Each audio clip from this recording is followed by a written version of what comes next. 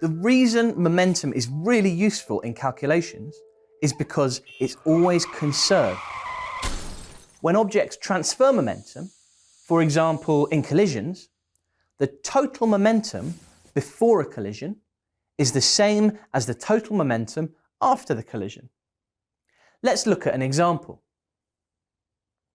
A train of mass 5,000 kilograms travelling at 80 meters per second crashes into a stationary wagon of mass 2,000 kilograms. During the collision, they join together. What's the final velocity of the joined train and wagon?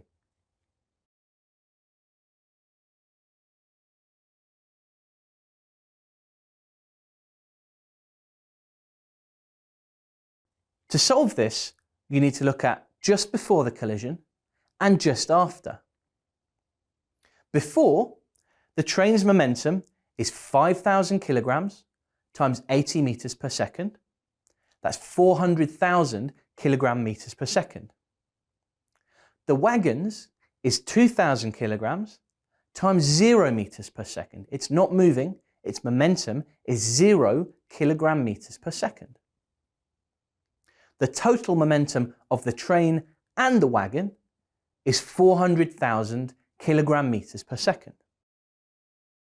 After the collision, because they're joined, the total mass is 5,000 plus 2,000, that's 7,000 kilograms.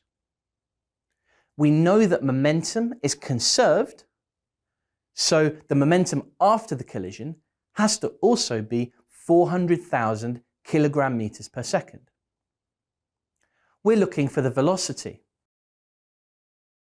Rearranging, we get velocity equals momentum divided by mass, which is 400,000 kilogram meters per second divided by 7,000 kilograms, leaving us with 57.1 meters per second. After the train collides with the wagon, the final velocity of both the train and the wagon is less than the initial velocity of just the train. We've increased the mass, the velocity has decreased.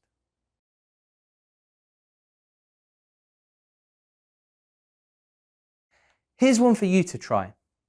A car of mass 1,000 kilograms moving at 30 meters per second crashes into another stationary car of mass 1,000 kilograms. They get stuck together in the collision. What's the final velocity of the stuck together cars? Pause the video, work it out.